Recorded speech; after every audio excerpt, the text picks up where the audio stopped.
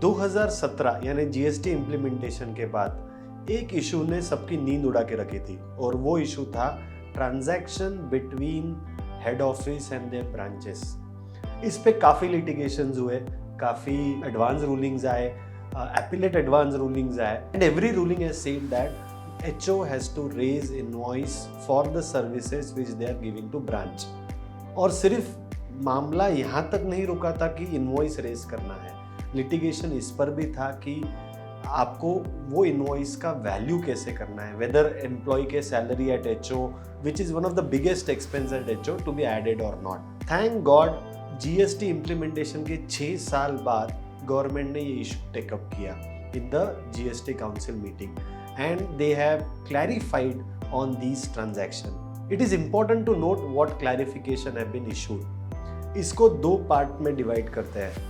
पहला part, if the branch is entitled to avail input tax credit of full amount what is getting charged from HO, in that case HO को flexibility दी है in terms of valuation, in terms of even raising invoice or not। यानी HO अगर invoice करता भी है और branch को full tax credit मिलता है तो वो केस में जो भी वैल्यू HO देता है दैट वुड बी एक्सेप्टेड। सो एक लिटिगेशन उन्होंने निकाल दिया इन टर्म्स ऑफ वैल्यूएशन कि उसमें एम्प्लॉय का कॉस्ट आना चाहिए नहीं आना चाहिए।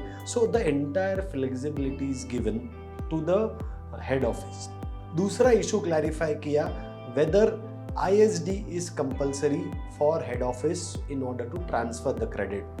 इसमें क्लैरिफिकेशन उन्होंने बहुत अच्छा दिया है based on the law the way it is drafted.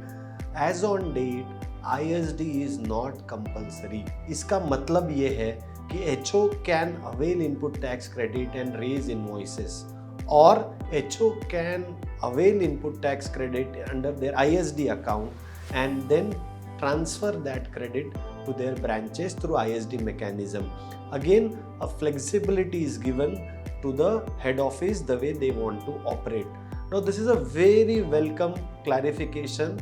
I am sure in past जहाँ पर कंपनी से इस पे टैक्स भराया गया था, कोहर्शन से बोलो या जो भी वे से, now the time has come that वो जो भी notices है that would be settled based on this circular, and certainly this is an important clarification which government has given। और एक चीज़, इस क्लैरिफिकेशन के अगर बेस को जाए कि ये किस बेसिस पे क्लैरिफिकेशन इशू किया है, we have to appreciate the basic concept of GST. GST is destination based consumption tax।